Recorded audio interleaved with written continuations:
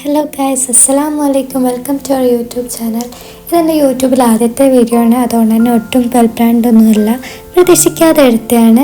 ഞാൻ ചായക്ക് വേണ്ടി അടുപ്പത്ത് വെള്ളം വെച്ചിട്ടുണ്ട്.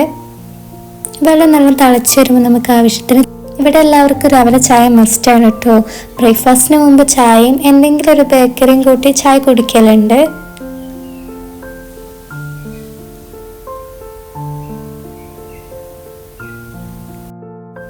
രാവിലെ ബ്രേക്ക്ഫാസ്റ്റിന് വേണ്ടി മാവ് നല്ല അരച്ച് വെച്ചിരുന്നു. നല്ല പൊന്തി വന്നിട്ടുണ്ട്. ഞങ്ങളുടെ നാട്ടിൽ ഇനി പൊന്തി ദോശ എന്നാണ് പറയല്. നിങ്ങളുടെ നാട്ടിൽ എന്താ പറയല് എന്നുള്ളത് കമൻറ്റ് ചെയ്യട്ടോ.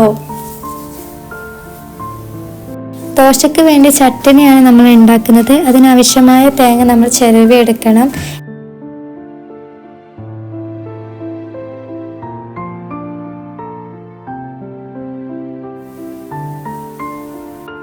ശേഷം ചാറെടുത്ത ചെറിയുള്ളി, പച്ചമുളക്, ഒരു കഷ്ണം ഇഞ്ചി, നമ്മൾ ചെറുവി വെച്ച തേങ്ങയും കൂടി ആഡ് ചെയ്ത് നല്ലോണം അരച്ചെടുക്കണം.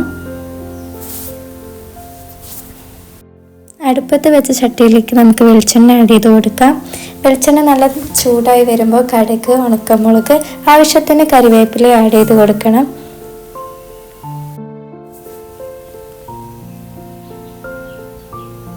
ശേഷം നമ്മൾ അരച്ച് വെച്ച മിക്സ് അതിലോട്ട് ആഡ് ചെയ്ത് കൊടുക്കാം.